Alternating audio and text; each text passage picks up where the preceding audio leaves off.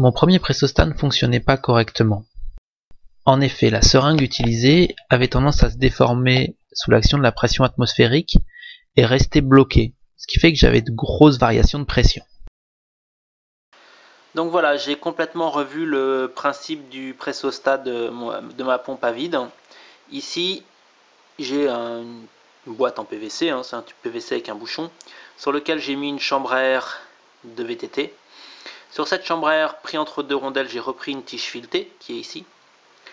Ici, j'ai un ressort qui va donc freiner, lutter contre la descente de la tige filetée. Quand je fais le vide à l'intérieur, ici ce tuyau reprend le vide à l'intérieur du circuit, la chambre à air a tendance à descendre, tirer sur la tige filetée. Pour modifier le réglage de la dépression, il me suffit de visser plus ou moins la vis papillon. Ici, j'ai toujours mon micro switch. Seulement ce système était tellement sensible que mon compresseur redémarrait à peu près 2 secondes toutes les 3 secondes.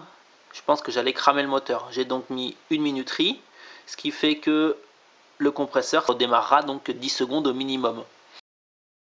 De l'autre côté, j'avais supprimé le clapet anti-retour qui se trouvait à ce niveau. Du coup, la dépression de la cuve remontait jusqu'au piston et générait des fuites.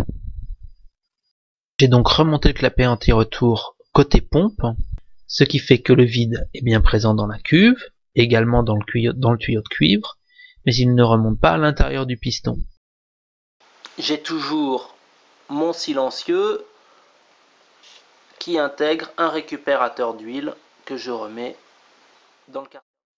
Regardons comment ça fonctionne. Donc là, vous pouvez voir que la chambre à air descend petit à petit.